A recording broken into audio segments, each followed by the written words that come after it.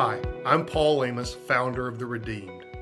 The Redeemed is a community of men who've come together to discuss life's difficulties as well as the triumphs over those difficulties.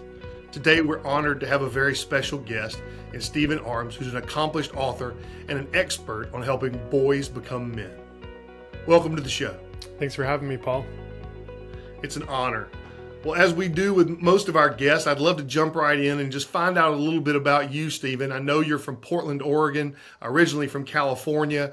You have 3 boys, but let's just start with a few things. Tell me about your favorite book. Ooh, my favorite book? Gosh, I would have to say The Lord of the Rings by Tolkien. It's just one of those stories that keeps on giving. There's so much beauty that he created in that world and so much truth to it. You know, it's a fictional story, but there's so many truths that he has interweaved in throughout the story, and the characters are great. I think there's a lot that could be learned from that book. I've read it twice myself, and I'm looking forward to reading it to my kids as they get older.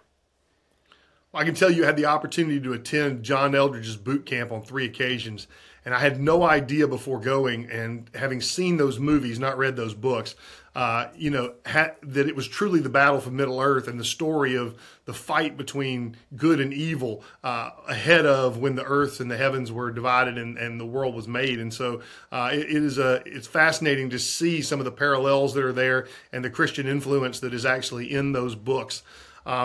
So tell me a little bit about who your hero is. My hero? Well, I have lots of heroes, to be honest. Ultimately, I think all of our heroes should be Jesus Christ. You know, he's our Savior, and he died so that we could have eternal life. So he's definitely my number one hero.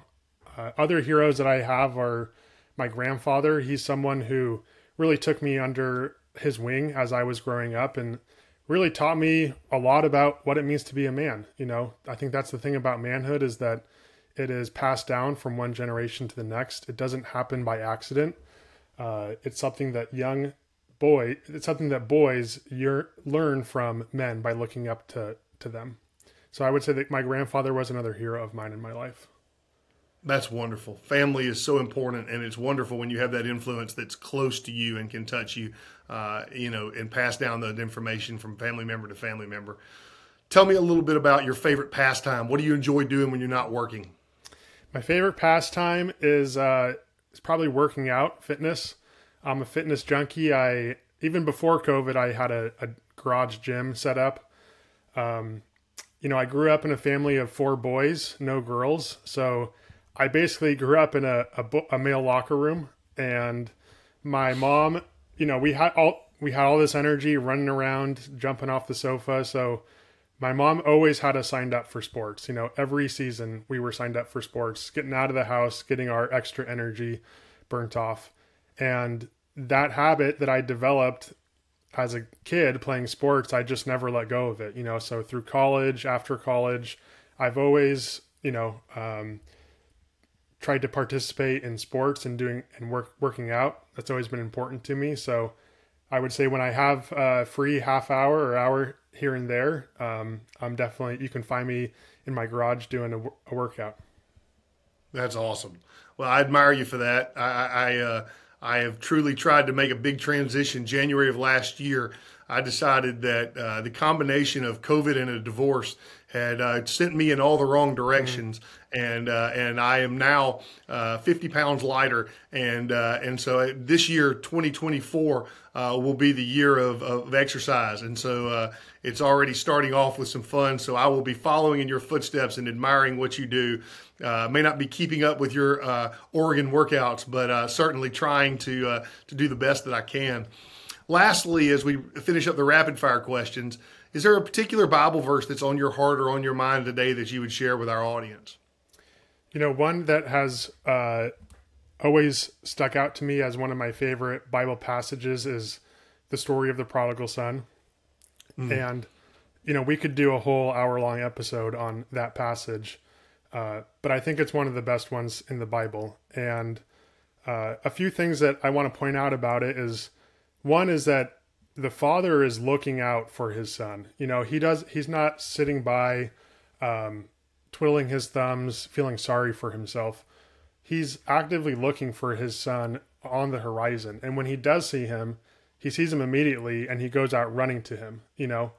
I think that's one beautiful thing to show how God loves us. He never gives up on us. He's always calling us back to him.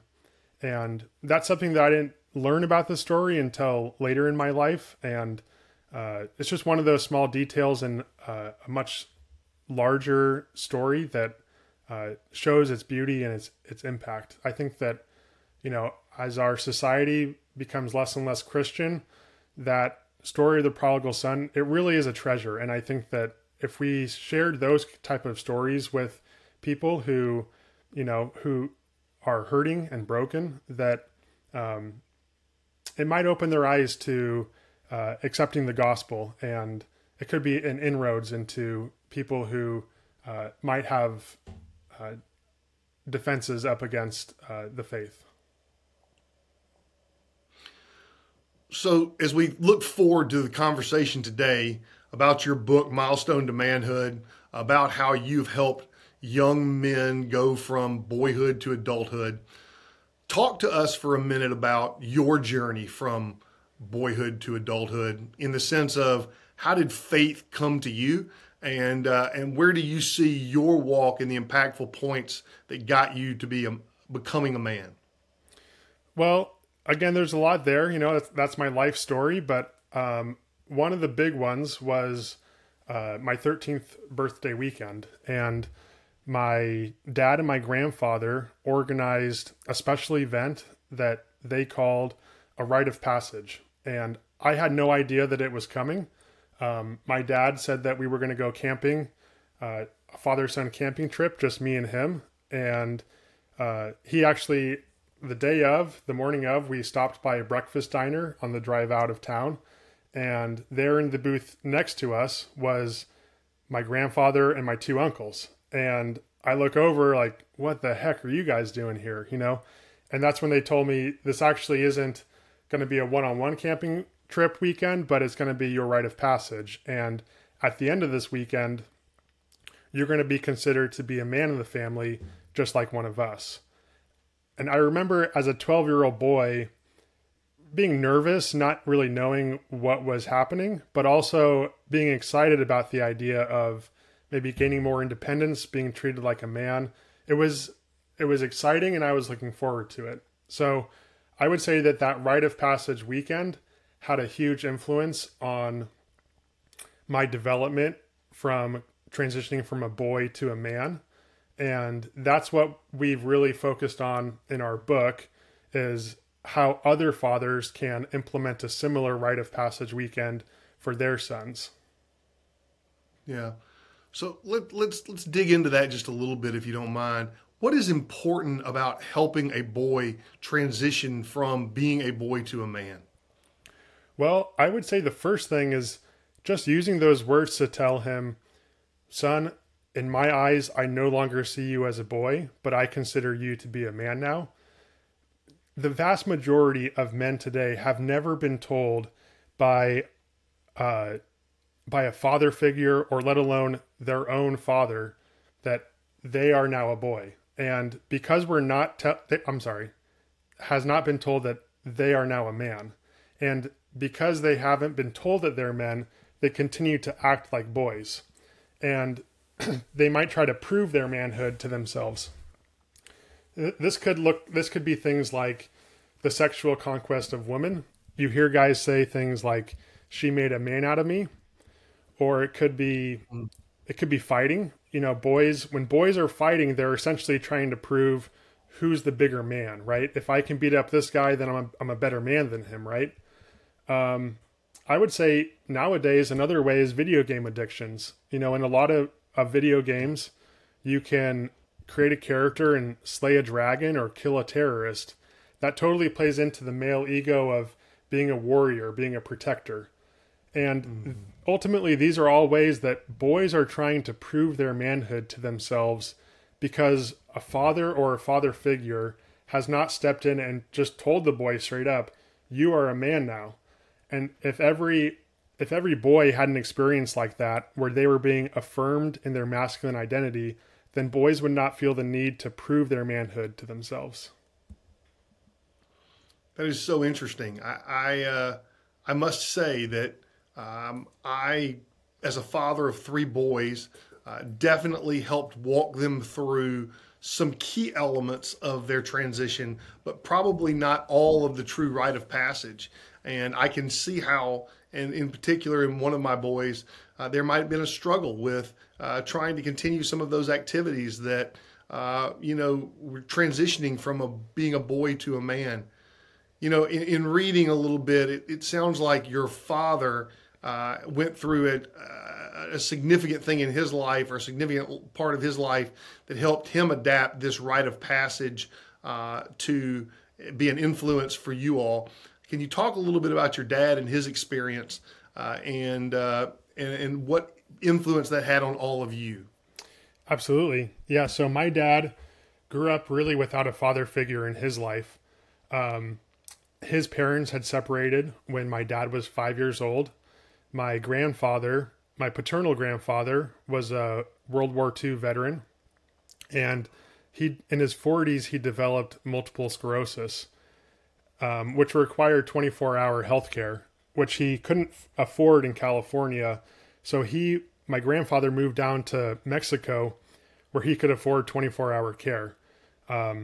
Obviously, that meant that he was splitting up with my grandmother. And so my dad really only after the age of 5, he only visited his dad 2 times down in Mexico.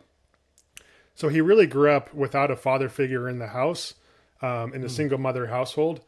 And so his transition from boyhood to manhood, he didn't know up from down, right? He didn't have anyone to look up to. So fast forward, a decade or so, he meets my mother, they get married.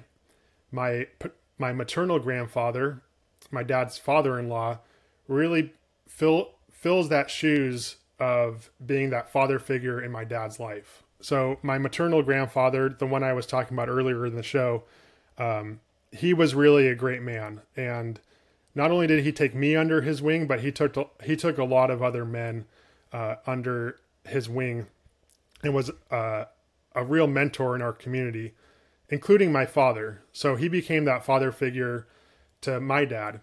Now, when my older brother, I'm the second of 4 boys, when my older brother was turning 13, my dad wanted to do something special for him to welcome him into manhood. My dad knew that the teenage years were probably going to be pretty rough, and so he wanted to do something special for my brother, so that my brother didn't feel the need to try to, as I said earlier, prove his manhood to himself. But he didn't know what that would look like. So he took his kind of questions to his father-in-law, my grandfather, and said, I want to do something special for him. And that's when my grandfather said, well, in other cultures, they have this thing called a rite of passage where they initiate a boy into manhood. Maybe we could come up with a Christian version of one. And long story short, they gave it to they gave a rite of passage to my older brother. It involved not only my dad and my grandfather, but my 2 uncles, because these were the closest male role models that he was looking up to. And then the first rite of passage went so well that they decided to create this into a family tradition where I got a rite of passage, my 2 younger brothers got one, my male cousins all got them, and even the females of the family, they got a female version of the rite of passage as well. That's amazing. And I definitely want to hit on that last part about the female aspect in a few minutes. But can you tell us a little bit about some of the critical elements of the rite of passage weekend? It sounds like an incredible concept. What is it that really makes it so unique and special? Well, one thing that makes it special is that, as I alluded to earlier, it's not just a father-son weekend, but you're going to get all the men, the closest men that your son looks up to, involved. And the reasoning is, 100% dad is the most important male role model in a boy's life. Ideally, he's the one organizing this rite of passage. But that being said, around the age of 13, there's this tension that starts to develop between father and son, right? The son wants to spread his wings a little bit, gain some more independence, and he doesn't necessarily always listen to dad. But by getting other men involved, it helps to break through to the boy in a way that he might actually listen. You know, as you're going through the weekend, sharing advice about what it means to be a man, how to be a good man, one of the men, his uncle or his grandfather or a family friend, might say something that you as dad have been saying for the last 2 years, right? You need to make your bed every morning. But just hearing it come out of the mouth of a man who's not dad, it's like, oh, yeah, I never thought about that before. You know, your son actually might listen because he's a little bit more separated from those men. So one of the key elements is getting other men involved in the weekend. And then we can also talk about what the weekend actually looks like. So in our family, we developed 7 different rituals. Now, just because that's what we did in our family, that doesn't mean that your rite of passage has to look exactly like ours. But we developed certain rituals to help the group engage in deep conversation. We knew that, you know, if you put a group of 5 guys in a cabin for the weekend, there's a tendency to just go fishing the whole time and stick at the trivial level, right? It takes work as men to go down to go deep and talk about things like faith, God, family, what it means to be a good man, some of the struggles that men go through. You know, that requires intimacy and vulnerability. And we knew that without kind of formalized rituals, formalized discussions, a scripture sharing exercise, a discussion about what it means to be a good man, that there would be this tendency to stay at the trivial level. So that's another key element of the weekend, is having rituals to go through as a group. That's really interesting. I could not agree more about not only having the need for rituals to take you deeper, but having leadership who's willing to step forward. You know, in so many of the small groups that we do, which are obviously even less intimidating than a child going through, or a young man going through this rite of passage, it's critical that you step out and share with them some depth around the vulnerability that you have and your willingness to say, I'm not perfect either. And so I can imagine during those weekends, seeing men be vulnerable will have a true impact on how you lead as both a young man and then eventually as a leader in your family. 100%, absolutely. So tell me about the ritual of the 7 that was the most impactful to you. Which one do you look back on and say, if there is one that stands out more than the others, was really kind of the pinnacle moment for you? We had this ritual called the ribbon exercise.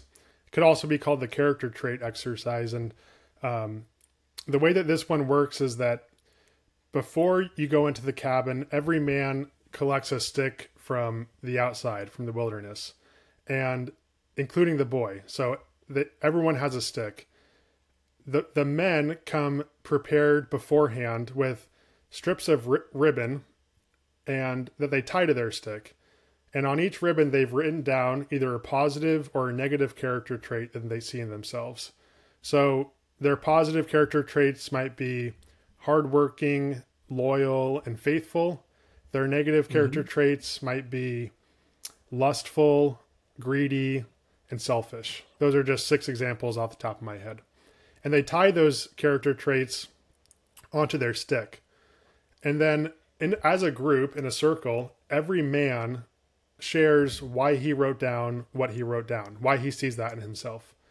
And then at the end of the ritual, the boy whose stick is empty, it's his responsibility to go around the group and untie the character traits that he wants to take from these men and then tie them onto his stick. And this shows how, as men, we have the ability to emulate certain positive character traits that we see in other men. my father-in-law, for example, he's really good at giving words of affirmation. He's really good at building people up. And that's something that I've seen in him. It doesn't come natural to me, but I've seen in him and how it gives life to so many people when he's giving these compliments that I've tried to emulate from him. So ideally, the boy picks all these positive character traits that he wants to emulate from the men in the group. And then the men are left with their negative character traits on their stick. So at the end of the ritual, they untie their negative character traits and they actually place them in the fire, which shows one, their desire to burn away their negative character traits. We all have them. It's part of being human. No one is perfect. You've shown that vulnerability to your son that these are my weaknesses. But more importantly, too, that fire throughout the weekend is a symbol for God, right? Moses encounters God in the form of a burning bush. Fire is a symbol of the Holy Spirit. So by placing those negative character traits into the fire, you're saying, I want to burn away my negative character traits, but not by my will. I know I'm not strong enough to do it alone. I can only give them up by giving them to God and letting him burn them away. So that was one of the rituals that has always stuck out to me as beautiful, and it really helped me to develop a strong relationship with the men in my family because, like you were saying, Paul, they had opened up to me first. They shared some of their strengths, but also some of their weaknesses. So as I was growing up through my teenage years, I really felt very comfortable around the men in my family because I felt like I knew them at a deeper level. Wow, that's powerful, and I love the symbolism of the fire. Really, truly special, and I can imagine that the character trait, adaptation and seeing who you can go to in your family for some of those character traits and things to learn from has a real impact on not only your momentary thoughts, but on kind of how you behave going forward. Talk to me for a minute about the impact that this has on the participants that are not necessarily the young man. So maybe in your case, when you did this, what was it like for your brothers as uncles to your son to go through this, and what kind of influence and impact does it have on them as participants? Yeah. So the thing about the rite of passage is that once you have your weekend, you're officially considered to be a man of the family. And that means that you are eligible to be one of those male mentors on further weekends. So I had a rite of passage myself when I turned 13, but I was also there participating for my two younger brothers and my two younger cousins who had rite of passages. So I got to see it from both perspectives, right? From the boys' perspective, but also from the male mentors. And I can say it's a beautiful weekend for everyone involved. It's powerful for the men in attendance, not just the boy. Maybe even more powerful because, there's a lot of advice as you're going through these discussions, through these rituals. There's a lot of advice that's given to the boy, but he's only 13 years old. He doesn't have that much life experience or wisdom. So a lot of it goes over his head, right? It's kind of like drinking out of a fire hose. But the men who are a little bit more seasoned, they have a little bit more experience under their belt, they can really relate to the advice that other men is giving. So everyone walks away from the weekend a better man. And, we said in our family multiple times that, it was such a male bonding experience that we all grew closer to one another, that we were like, man, I wish we could do this every year instead of every time a boy turned 13. So, it can be very powerful for the men involved as well. For me personally, one of the most profound statistics that I read that had an influence on the timing of my weekends going away with my boys was around the exposure of pornographic material through technology to young boys as early as age 10. And, you talked about age 13 and boys not necessarily being ready to step into that manhood role yet. Yet our society and technology and availability of things in a world that, as you pointed out earlier, is becoming less and less godly, it's really scary.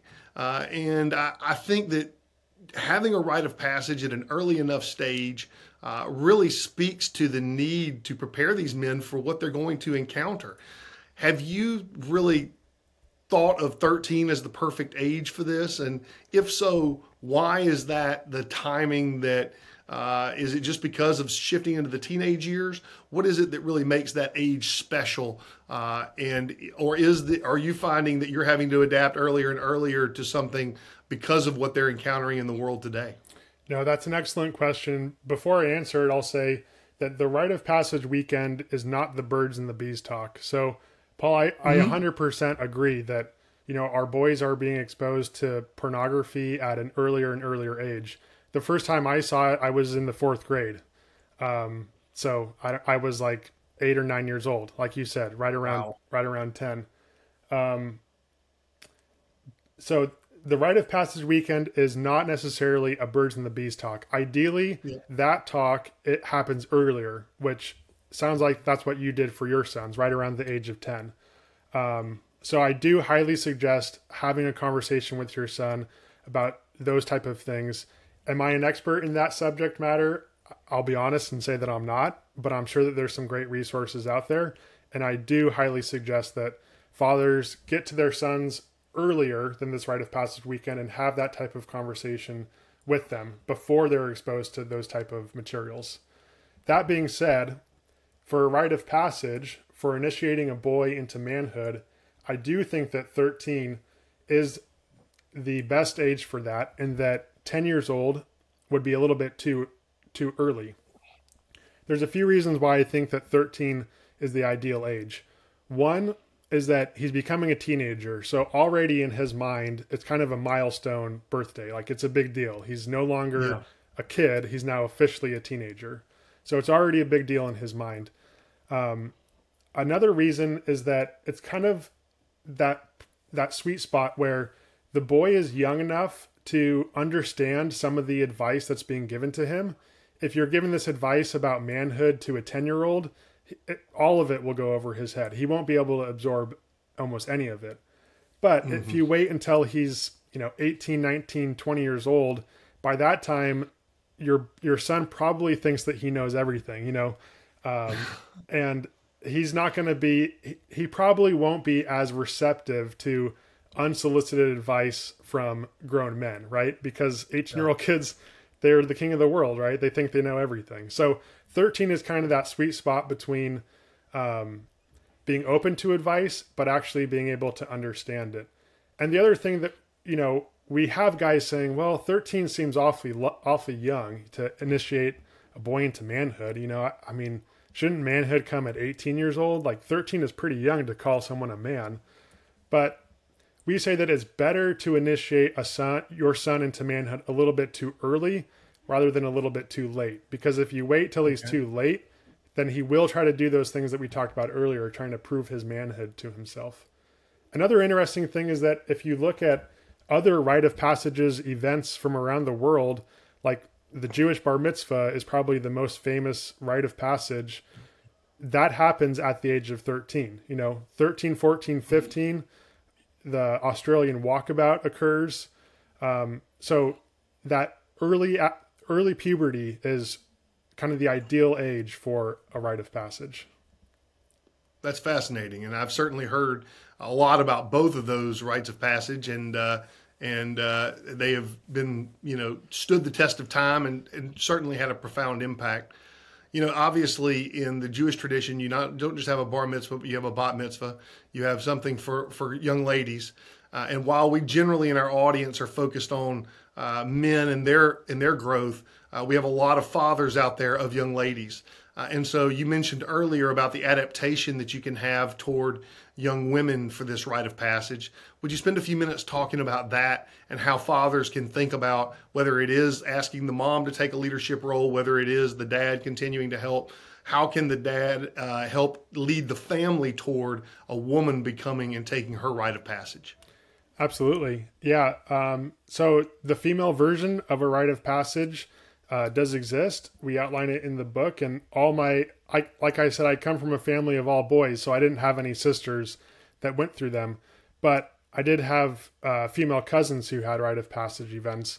And in our family, it looked very similar to the male version. There were 7 different rituals that the group participated in. It occurred at the age of 13. It was a surprise to the girl. The biggest difference, I would say, is it's all the women of the family who take the girl away, and they have a discussion about what it means to be a woman. You know, some of the struggles that women go through, what it means to be a godly woman. So that's the biggest difference, is that it's the women of the family, the mom, the grandmother, the aunts who take her away. Now, some of the rituals are changed slightly, so that ribbon ceremony, they still have a ribbon ceremony, but they don't use sticks. They use wreaths that they put on their head. So just kind of a more feminine attribute than, you know, us guys. We like to walk around with sticks and hit each other with them. You know, that's just a boy thing, I guess. So yeah, there were ways that we adapted the weekend to be more suitable for a female version, but overall it looked very similar. Wonderful. Well, thank you for sharing that. You know, unfortunately, in society today, we're seeing the basically families falling apart, the degrading of marriage, the degrading of the family in a tremendous way. And so talk for a few minutes, if you can, about what you do in absence of a dad. When there's not that father at home, you know, like your father obviously had the opportunity to go to his father-in-law and seek out that advice.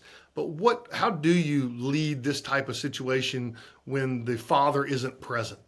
Yeah, for boys who don't have a father in the house, it's really a catch-22 for them. You know, those are the boys who would probably benefit the most from having a weekend like this, because they don't have that example of what it means to be a man that they're living with day in and day out, right? So being told by other men, like, hey, you're a man now, and this is what it means to be a man, that would be super beneficial for those type of boys. But on the other hand, they're the ones that don't have a dad in the house that are likely to organize something like this. So they're the least likely to get it. So, well, that situation actually occurred in our family because I have a cousin who's adopted from my aunt who is a single mother. She never got married. And so for his rite of passage, she saw the benefit of, you know, of my cousin having a weekend. So she asked my grandfather to kind of organize his. So it is very possible for a boy who doesn't have a father figure in the house to have a rite of passage. I would say whoever fills that role, whether it's a grandfather or an uncle, that closest man in his life, he should be the one leading it up. Obviously, you want to do it with the obviously you want to do it with the approval of his mother beforehand. You don't want to do this without her consent. So you want to have that conversation beforehand, and you still want to get other men involved, right? Even though this might not be your son, and that might be a little bit awkward for you, having a rite of passage for him, you're going to get other men involved. So not all of the pressure is going to be on you. So to answer your question, yes, it is very possible for a boy who doesn't have a father in the house to have a rite of passage. It just seems so critical. And I hear you on the catch-22 and the need for those young men to really, even potentially greater need for those young men to have that rite of passage. Shifting a little bit, one of the questions that we ask all of our guests, given that we are the redeemed here, is what does redemption mean to you? And so I would love if you would just take a moment and talk about redemption and what it's meant to you in your life. Yeah, you know, I've been thinking about this question, and I think that to be redeemed is to have a good comeback story. And, you know, everyone loves a good comeback story. You know, in the movies, like those are the best movies, a comeback story. Yeah. And a fact of life, an inescapable fact of life, is that we are all going to die. That's the one thing that none of us can avoid, you know, but because we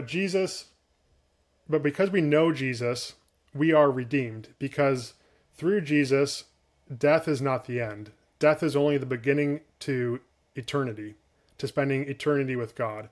And for that reason, to be redeemed is to know Jesus. To be redeemed is for death not to be the end, but for it to only be the beginning. And that is the ultimate comeback story. Yeah, America does love a comeback story. Sometimes I think that the American public cheers for the fall, but they cheer even louder for the comeback. And it is a beautiful thing to watch them happen. There's so many inspirational stories, both in the movies and in sports, and to a lesser extent politics and business. But you know, they are some amazing stories there.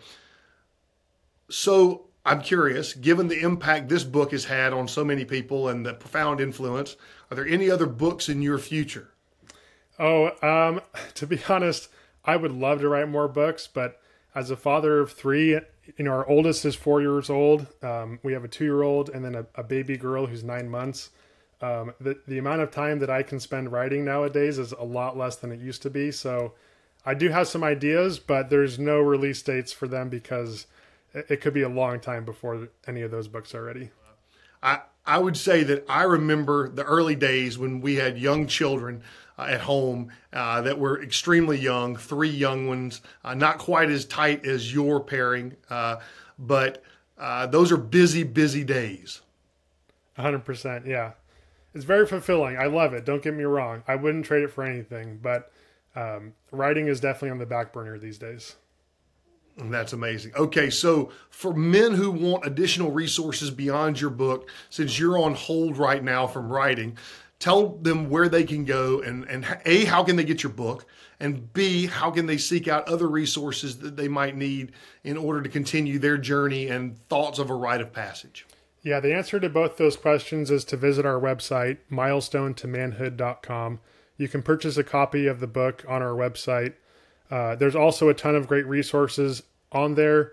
We have a podcast that we've just released, which outlines how to have a rite of passage. We also interview other fathers who have actually done this and have had rite of passage weekends for their sons based off of our book, what went well for them, what they would have changed, interviews with dads who have done it. We also have a great resource, which is free email templates. One thing is that we realized one of the hardest parts about organizing these weekends is just explaining to other guys what a rite of passage is and why you want to do it and what it's going to look like. So we've essentially created invitations, which explains all that information on our website. You literally just copy it and paste it into a body of an email. We don't ask for your email address. We don't charge money for you to use them. They're totally free. You just go to our website, copy these invitations, paste it into an email, and then find 4 or 5 guys who you want to invite. And we've done all the legwork for you. So that's another great resource that we have on our website. Stephen, thank you so much for taking time out of your busy schedule to come and to be here on the show with us. We thank you so much for the wisdom that you've imparted upon us. And to our audience, I think Stephen has made a clear case for why a rite of passage is not only necessary, but profoundly impactful on the life of a young man searching to go from a boyhood to an adulthood. I would encourage you to go to his website to get a copy of the book, to take a look at the resources that he's just discussed. And to our audience, I say thank you so much for your time, for coming to hear us today. I ask you to go to our website, theredeem.com, to check out and sign up for our newsletter to know the newest and latest and greatest things that are happening, from small groups to events to the podcast. And please know that we're here for all of you, especially those in crisis. Please reach out to us and in any way that we can help you. Have a wonderful evening. God bless and Godspeed.